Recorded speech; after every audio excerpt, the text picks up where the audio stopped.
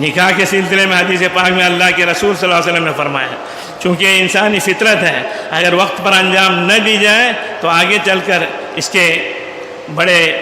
خمیازے بھگتنے پڑتے ہیں اور برے نتائج سامنے آنے کے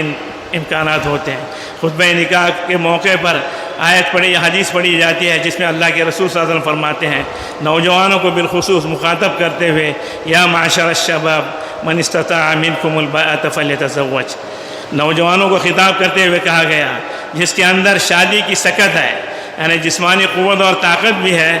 اور بیوی کا نان نفقہ برداشت کر سکتا ہے، تو اس کے لیے چاہیے کہ وہ شادی کے ذریعے شادی کر لے فوراً۔ فَإِنَّهُ أَغَضُّ لِلْبَصَرِ وَأَحْسَنُ لِلْفَرْجِ، یہ نکاح اور یہ ازدواجی تعلق انسان کی نگاہ اور اس کی شرمگاہ کی حفاظت کا ذریعہ ہے۔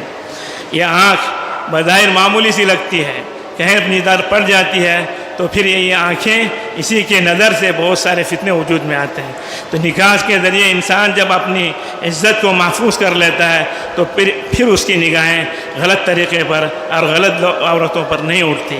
اس لیے نگاہوں کی حفاظت اور شرمگاہ کی حفاظت کا ذریعہ بتایا۔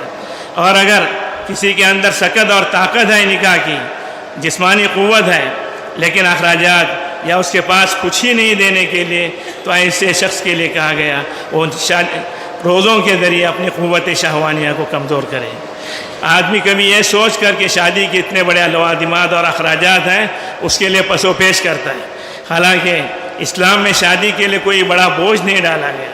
لڑکیوں پر تو کسی طرح کا کوئی بوجھ نہیں، لڑکوں کے لیے صرف لڑکی کا ایک مہر جو اس کے خاندان کے مطابق ہو دیا جائے، اور پھر اس حسب سہولت اس کے لیے ولیمہ کا حکم دیا گیا۔ ولیمے کا مطلب نہیں کہ ہزاروں لوگوں کو بلایا جائے،